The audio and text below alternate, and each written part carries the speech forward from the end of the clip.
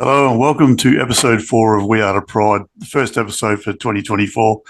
And I don't know if you can hear it, but there's a bit of a whirring sound in the background. Got a couple of big industrial fans going because it is damn hot where I am right now. I think it's somewhere in the vicinity of the high 30 degrees mark. I don't know, Queenslanders are probably laughing at me saying the Victorians don't know what it's like to be hot, but hey, 38 degrees or whatever it is bloody hot no matter where you live. All right, so this week, our Lions boys took on Carlton at the Gabba in opening round. Or was it round zero? Nobody really knows. It's a secret. Shut up. Anyway, I'll get to that unfortunate event a bit later. But for now, some of the stuff I've missed during my hiatus was the preseason games where we took care of Gold Coast and the Swans. And I know, look, most of this is going to be old news to, well, probably all of it really, to anyone who listens, but it's stuff I've missed, so I'll get through it as quick as I can and kind of move on to the current stuff. So in the Gold Coast game, which was just a bit of a scratch match, really, it was nothing overly important. As you would all know by now, it was done over 6 periods. Weird as that sounds, can't call them quarters. And the main AFL sides from each club played off for a while, and then the VFL sides had a shot at each other to round things off. Our AFL team looked pretty sharp and ready to rock. Charlie Cameron booting a bag of goals, Jimmy Tunstall impressing. And there were other guys that stood out. I thought Harry Sharp did pretty well for himself as well for the guys that aren't always in the mix. But from the B team perspective, look, there's a bit of work to do for our young group, but they're up against a team that won the VFL flag last year. Look, there's a lot of young guys. We've moved on a bit of experience over the preseason as well. So, look, it is what it is. They did okay. They'll learn from it and do a bit better.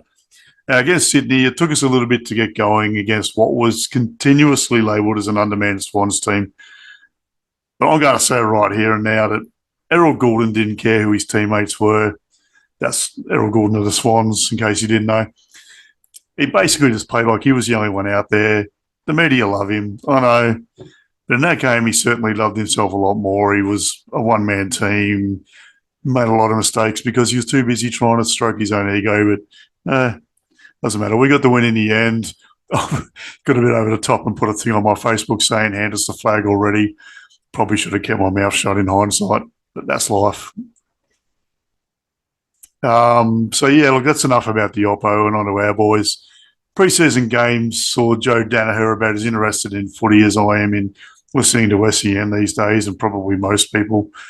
But personally, I have no issue with that, as Joe has traditionally taken a little bit of time to hit his straps. Usually about round 3 or 4, he really gets going, and we don't need him to be peaking too early anyway. And look, everyone has an opinion on this situation, and mine is to not lose our minds over it. He'll be fine.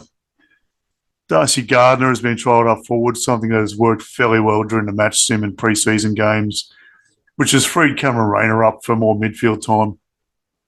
Look, I'm okay with both moves, even if they're only on a semi-permanent basis. Gardner has a lot of footy now and experience that can be utilised anywhere on the ground as a role player, much like a Daniel Bradshaw in years gone by. Obviously, different sorts of players, but similar in their adaptability in the way they can just get a job done when asked by the coaches, regardless of where they are on the field. And I just love Dizzy. Anyway, I reckon he's just one of those heart and soul type of guys. Rayner has the size and explosiveness to be an inside ball in the midfield, which was seen on the odd occasion. However, it now looks like he's going to be there a bit more often rather than just be a pinch hitter, I think. And in my opinion, he's a better option than Jared Lyons, mainly due to his greater leg speed and more efficient disposal, but also the defensive side of his game is far superior. And look, Lyons has been a fantastic servant of the club and stuck by when he was shuffled around between the seniors and reserves and not knowing, if he's going to be a sub or in a team or picked at all.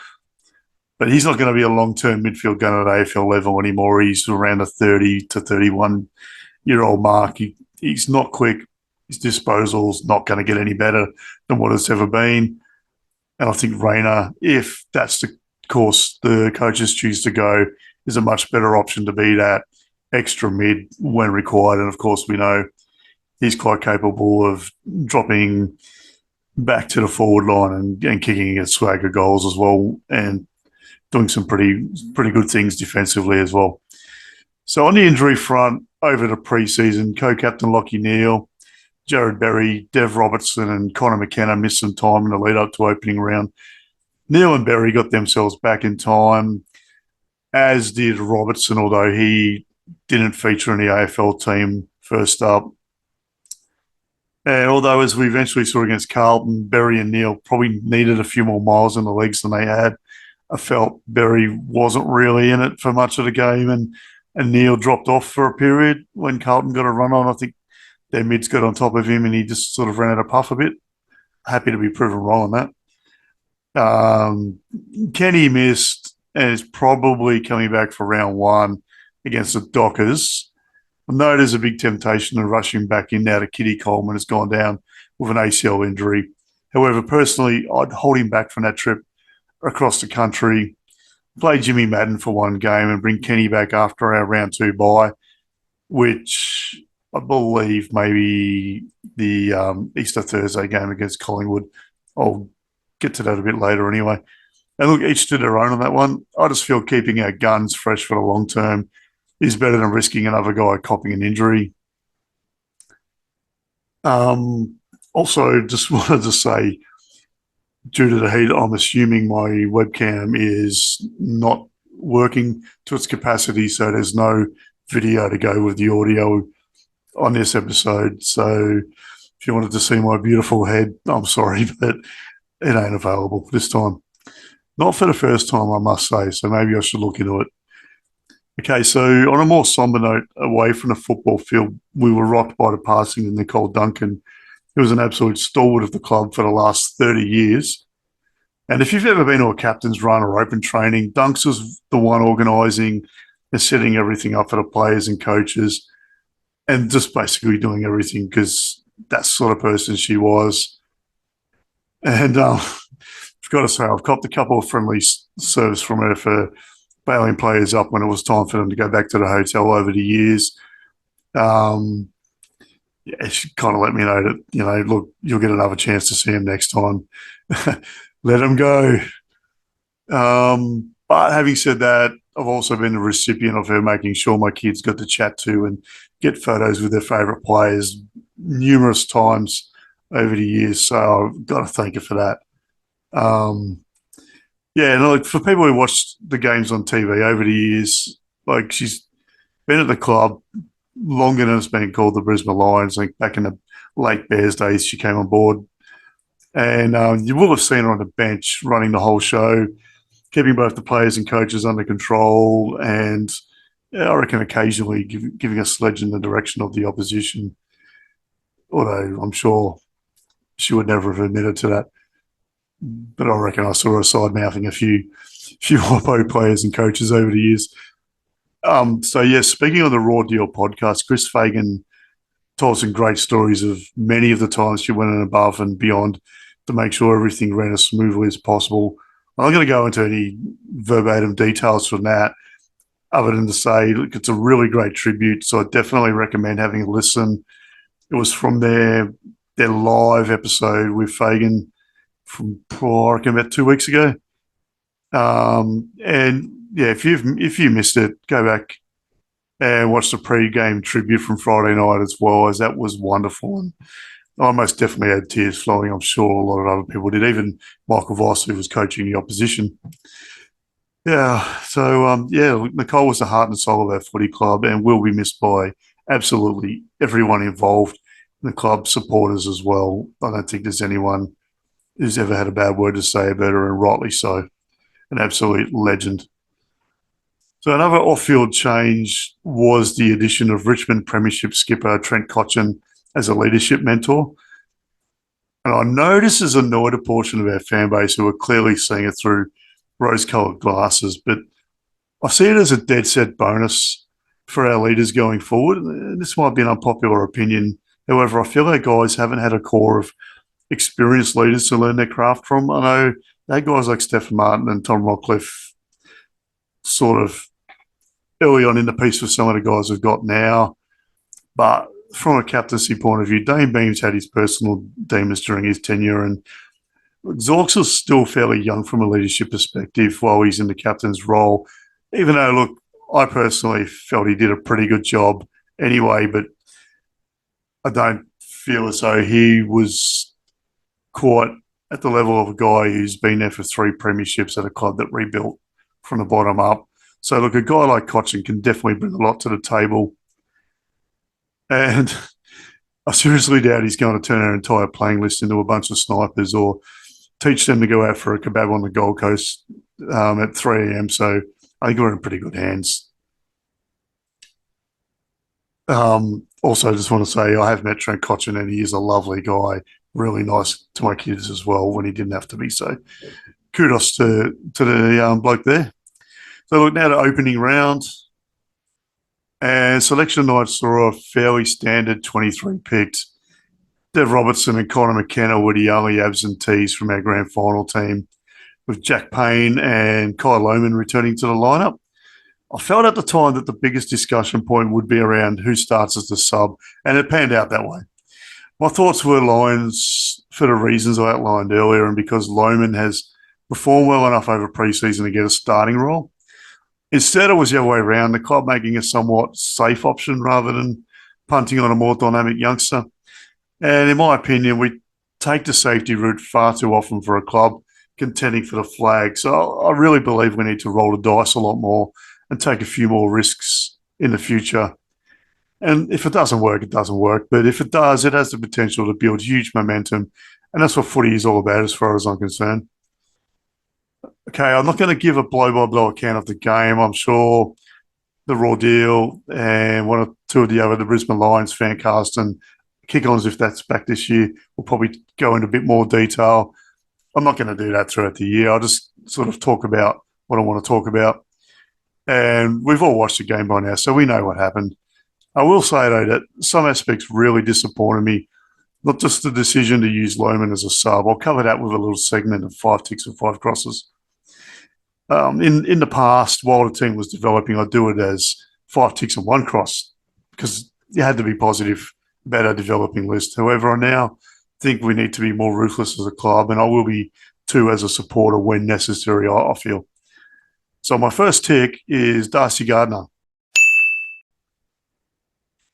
Does he feel to roll up forward early, creating contests and doing crafty things when the ball was hot before heading to the back line after Kitty was injured?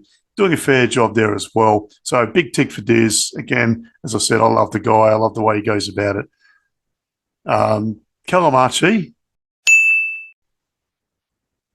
Cal was another guy who just played his role wherever he was on the ground.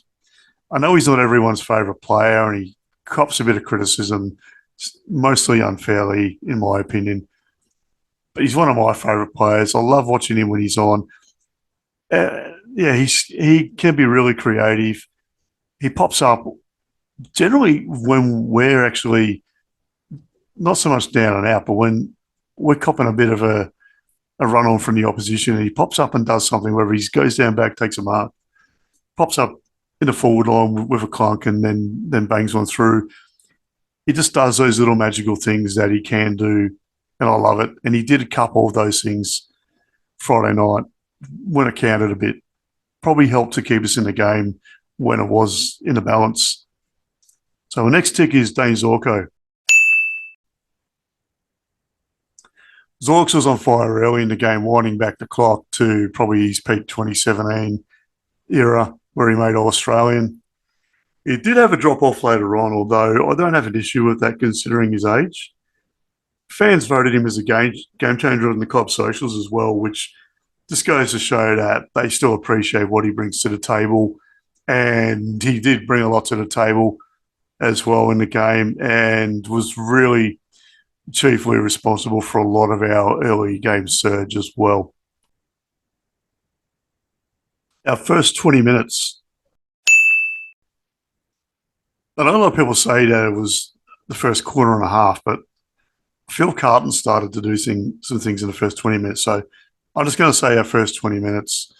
The whole team looked as good as any other team I've seen for the first quarter. in general, with winners all over the ground, goals being kicked from everywhere, like Hugh McCluggage, Lincoln McCarthy, and the mids just delivered pinpoint passes to our forwards. It was beautiful football. I think one of the commentators called it champagne football. I don't know if that's really how I would describe it, but I just felt that the boys were on. They were switched on to what they had to do. They knew their roles, but did everything the way we as supporters want to see them do it. So my final tick is Ryan Lester. Much maligned player over the years, continues to defy the criticism and keeps on keeping on. I felt like he was our best defender over the whole course of the game. Like other guys had their moments here and there, did some things here and there, but Froggy was a bit more consistent throughout the four quarters. Made one or two little mistakes here and there, but generally I felt that he was as reliable as can be for the majority of the game and did repel some of Carlton's forward thrusts when they were on as well. So well done, Froggy. Good job. I will also say this is sort of a tick.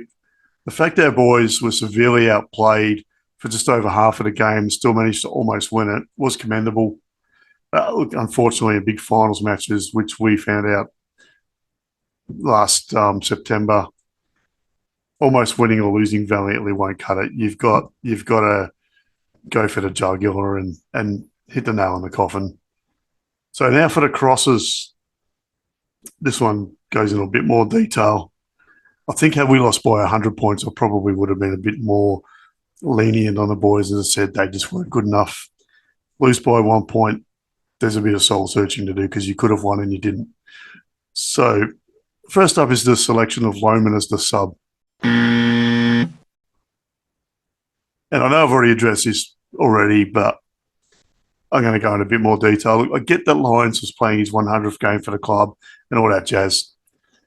Are personal milestones more important than a cohesive team makeup, though? I say no. And the coach has got this one wrong. Lohman could quite easily have played ahead of Jared Berry as well, in my opinion. I mean, look, Berry is clearly well loved around a playing group and has played some brilliant games at times. We all remember the time he stopped Clayton Oliver in a final, and some other times he's popped up. And not everyone will agree with this, but I think a lot also will. He does get an easy ride at the selection table and doesn't produce the goods often enough to justify being first picked. Sorry, I nearly lost my voice there. The heat's getting to me. So, yeah, look, Lohman may very well have been a better option for this game, particularly given Berry missed a reasonable portion of the preseason. And fair call to Berry, he'll probably bounce back and have a ripper against Freo next game. He has a pretty good record against them from what I can recall, in particular over there in WA as well. So my next cross is our kicking for goal. Now, this has been a bugbear of everyone for years, going back to our early 2000s glory days. I know a lot of people like to look back and go, well, Alistair Lynch and Jonathan Brown were great, but I still remember Alistair Lynch kicking like 2 goals, 7 or something like that in a grand final. And I remember my dad always saying to me, they kicked badly again. Bad kicking's bad football. And they weren't great back then. And they're no better now. And having said that, it was addressed for a period last year. And I will admit that kicking straighter than Collingwood kept us in the grand final for longer than it should have. But, and this is a really big but, too often our forwards miss easy goals when they aren't under any pressure during key moments. And what frustrates me, and most likely you guys as well, is then seeing impossible goals kicked in the middle of it all. Like, if you can kick the hard ones, you can kick the easy ones. And look, I know I'm just a guy sitting behind a keyboard and a microphone, and I'm not out there with 40,000 screaming fans either cheering for me or against me. And it's not easy. Football is not easy. But kicking for goal from straight in front, 20 metres out or 30 metres out, that's fundamental. And it's your job to nail those kicks. All right. So, having said all that about the kicking for goal, the midfield delivery to our forwards. And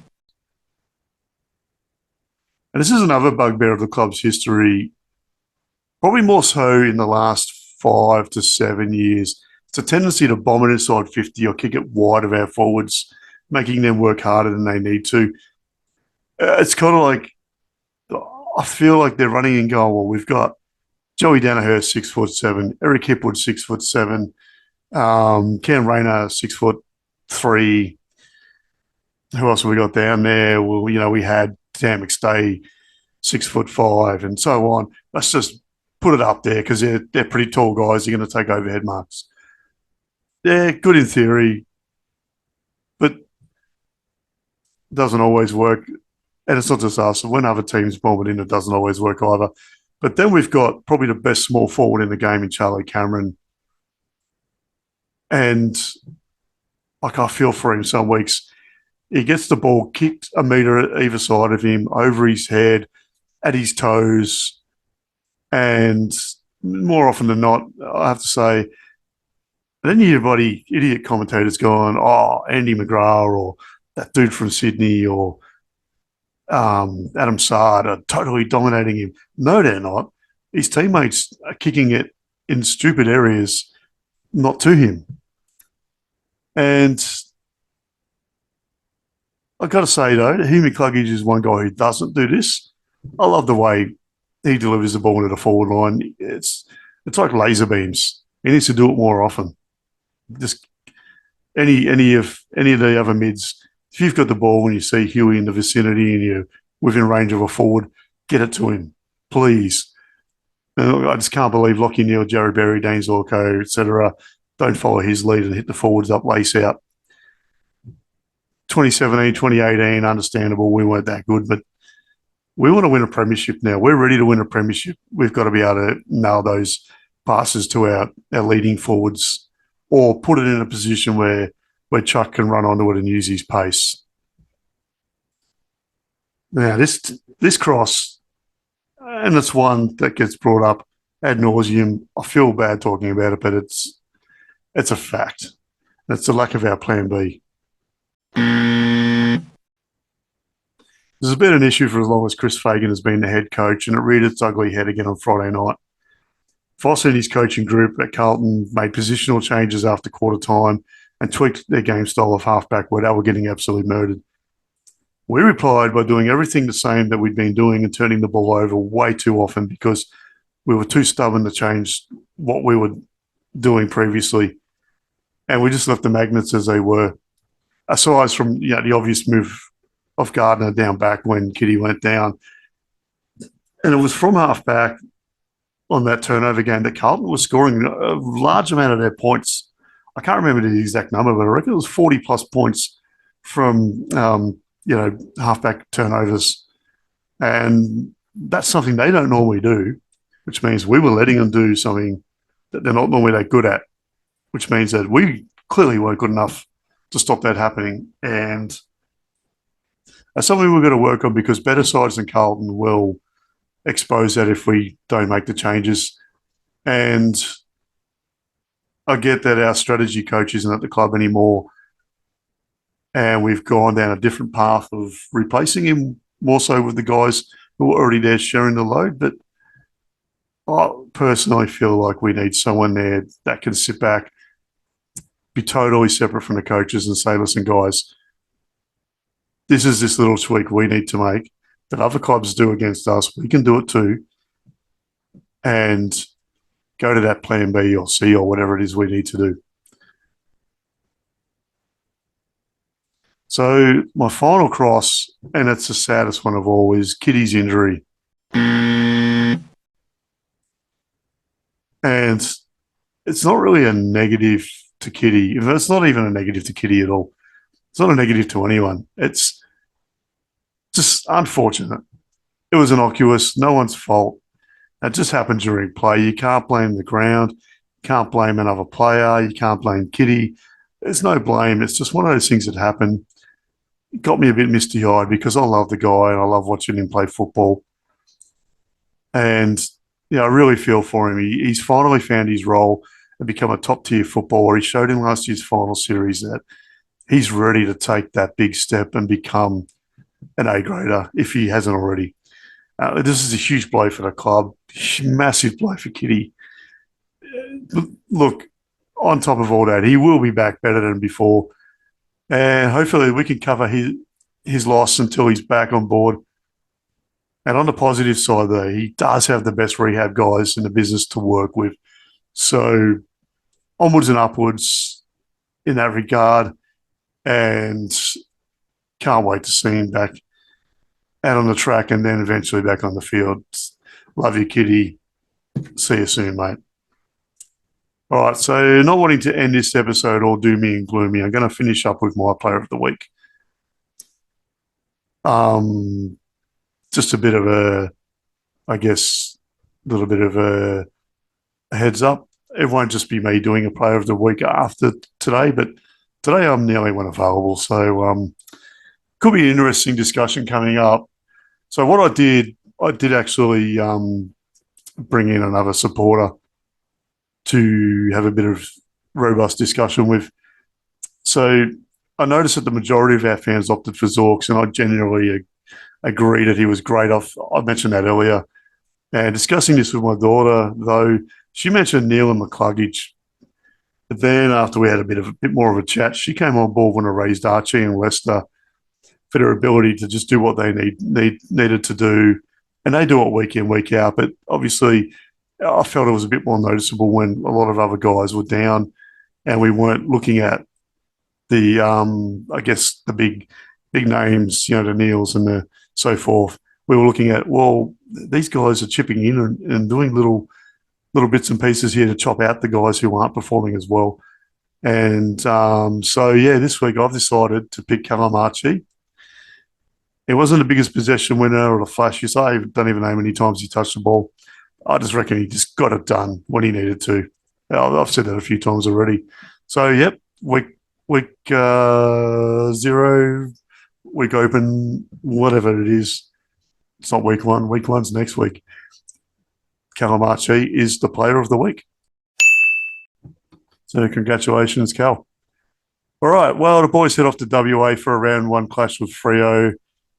Weird that our second game is round 1, but hey, let's just not keep harping on about it. And Freo are fresh off a mixed pre-season when they flogged the Eagles. I wouldn't be bragging about that too much, but of course their supporters did, treating that like a premiership, whatever. And then they went and lost to Port Adelaide away, so make of that what you will. Having said that, they do have a lot of really good players. Brayshaw, Sarong, Fife are all champing at the bit and apparently have had the pre-seasons of their lifetimes. They've got some really good guys in their forward 6 now. I'm not sure if Joy Amos is playing, though. We'll have to wait till Thursday night. I heard on a couple of West Australian potties that he may be injured, so that'll be good for us because he's an absolute gun in the making. And if he's not there to make life difficult for us, then that's all the better for us. Of course, they've also lost one of the boys I really like from an opposition club, Lockie Shooter Schultz, played for a club local to me before going to Freo. Like the way he goes about it. Unfortunately for him, he's now a Collingwood player, so can't help bad luck, eh? So look, like I said, we'll have to be switched on for this one and for the fans. I think being a Sunday twilight match, everyone's going to be watching. There's no other things going on unless you're watching one of those reality shows, which no sane person would be. So, yeah, and I'm not a fan of that time slot personally. Each to their own on that. I'll just have to put on my big boy pants for that one and deal with it. At least I'm not working night shift anymore, so I can watch the whole game and kick back. Hopefully, the boys do the job for us, or at least give it a decent body crack. All right. Until that game next week, have a good week. I might do a selection night, quick mini-sode. I'll see how I go. I've got a function on that evening at my cricket club. So if that winds up pretty early, um, I will, yeah, just discuss the selection on Thursday night if I can. And yeah, I'll be back next Tuesday, probably, or Monday night with my new co host. So until then, let's go Lions. And if you're living in my part of the world, try not to let the heat get to you. All right, cheers. Have a good one. See you soon.